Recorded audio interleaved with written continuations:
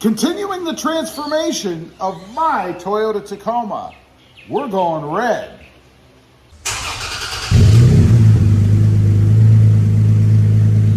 Okay, next up we're going to do these little door trim pieces. They come like this. There's actually two pieces per side. There's a black spacer piece that goes in first. Kind of hoping mine stays in so I can just stick the colored section on it, but if not, I'll replace it with the black one that comes with it. And then of course the colored piece on top. So what I'm going to try to do, because I can't get a fingernail in there, is I'm going to try to grab an edge with an X-Acto knife, much as the other ones, and see if I can't pull off just the colored piece. Let's see. And it looks like I can indeed. So that takes off the colored part. Now, I did notice some movement of this underneath, and I want it to be firm. So I'm gonna see how tight it really is. Yeah, there is some movement. So I am gonna go ahead and replace it with a fresh one. It did stick and it probably would have been fine, but I'm gonna go ahead and replace it anyway. So I'm gonna hit this with a little bit of rubbing alcohol under here. Now, what you could do, you could go ahead and pull this piece off so that you have it right in front of you to work with. I don't know if I'll do that or not. I'm gonna decide on that in just a minute, but I'm gonna go ahead, clean it with some adhesive and some rubbing alcohol, and then I'm gonna go ahead and stick the other parts in. Okay, real quick note, I did go ahead and pop these up. It's pretty easy to do. All you need is a trim removal tool, pull up on the edge, and they just pop up. They're only held on by these little fasteners here. That's so I have plenty of room to work and I can get these snug against the bottom. You don't have to do this, but why not make it easier? Okay, cleaned it up with rubbing alcohol. Now, you want to get this black spacer piece in there.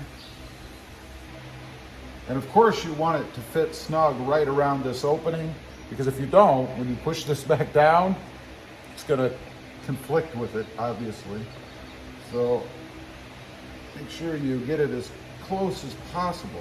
Now, I have to go ahead and clean that piece with some rubbing alcohol, because we're gonna stick the colored piece to it, if you will. All right, now the moment of truth. Let's get the accent piece, the whole point of this, on there. Again, you want to snug the curvature of the door and get it down as tightly as possible against that curvature, like so. I find it also helps to keep your mouth open while you do this, you know. I don't know why. Anyway, that's it. It's on. I'm gonna push on it for a little bit here just to make sure it's nice and firm, and then we'll push this back down and see if it was indeed a good idea to pop this to put it on. I've pushed it, held it, coddled it. Now I'm gonna go ahead and push this down. Moment of truth again. We'll see how it goes. Get it lined up there. And I'm gonna just kind of squeeze. I wanna go a little slow. So I don't, oh, there we go. Nice. Now that is a nice fit. I like that. I do think doing it this way is the way to go. You could maybe get it a little bit closer to the top here. You can see there's a little bit of a gap. You probably would do that just naturally when you're installing it, but there is a little bit of wiggle room. Very little if you're being picky. So that's the way I would recommend doing it. One other thing you might try to do is to go ahead and stick the red part or the colored part on the black spacer before you stick it against. That might make things a little bit easier, and I might try that the next time around. We'll see. But I'm gonna go ahead and do the rest of the truck, and then I'll show all of them to you when I'm finished. Okay, got them all on. Let's take a look. Right there. Nice beaming red when you open the door. Here is the driver's side rear. Again, love the way these things look. They pop. Let's go around, take a look at the passenger sides. course, they're gonna look the same, hopefully, assuming I did it correctly, you know. There's the passenger side. Again, nice little pop. Look at that red in there. Love it. And if you look down, you can see the other one across there. Pretty cool. Let's check the rear. Same thing. There's a nice little pop for you. And over there on the other side. A couple of quick tips for you. I would highly recommend that you go ahead and pop the little cover off. It's so easy to do. Just pop this up. That makes it much easier to clean and adhere this thing. I would definitely do that. And secondly, I would go ahead and stick the trim piece on the little black spacer before you put it in.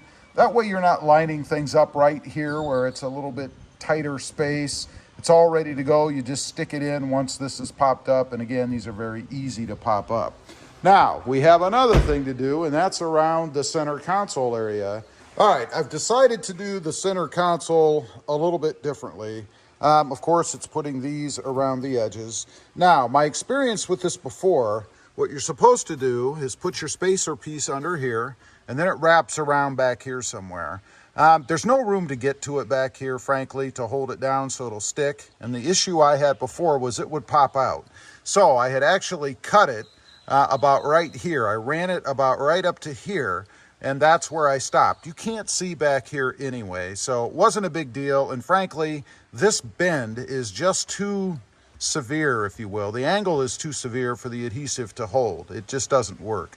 So what I did is I cut the spacer to about right there, and I'm going to go ahead and stick these on, and then I'm going to cut those the same length as the spacer, and then I'm going to stick them on. This angle shouldn't be too bad. It's not too severe, so we shouldn't have any problem with adhesion there.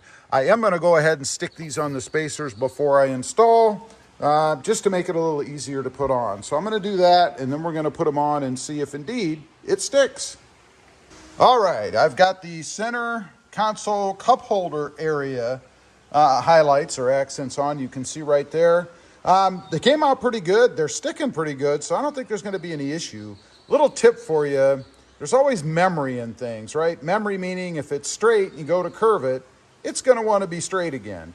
So I did heat them up a little bit. I heated the center console where I was going to stick them, and then I heated the parts themselves to try to get them to relax and then hold once they were bent into place, if you will. And by bent, I mean right around this area. And they are holding. It just kind of sticks out a little there where I cut it. I probably should have gone a little shorter, maybe right to this line.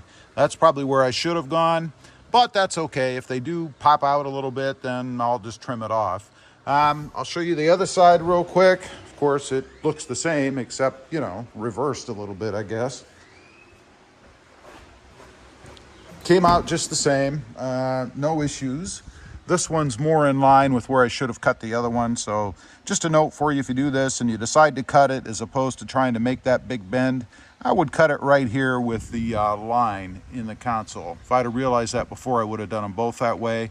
And you see it has a much cleaner look over here. So hopefully that one does pop out a little, and then I'll trim the edge off and get it just right. But I love the way they look on here. Honestly, I think they make the center console area pop straight across the truck with the doors, the glove box, up there underneath or above the HVAC controls or below the radio, and then right there in the center. Of course, I have the customized console lid.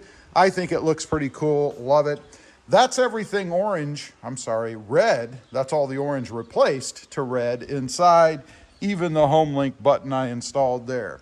Now, there is one more little thing that I need to take care of. You may have seen it already sitting over here on the workbench. And of course, I am talking about these. They do custom badges. My wife actually put a magnet on the back for me so I can just put them on the truck. They're not adhesive or anything, although they come adhesive. I like them with the magnetic backing. So we're going to go ahead and remove what we have. This is pretty simple. You just pull them off and stick the new ones on. I'll show you that in a minute. Okay, got it all done. A little time has passed. You guys can see it is right there. It is, again, just a magnet. Very simple. And I left the truck dirty so I know where the outline of the other one was. Made it even easier. I just stuck it in place. I think it's pretty cool. Again, Tough Skins does all this kind of stuff.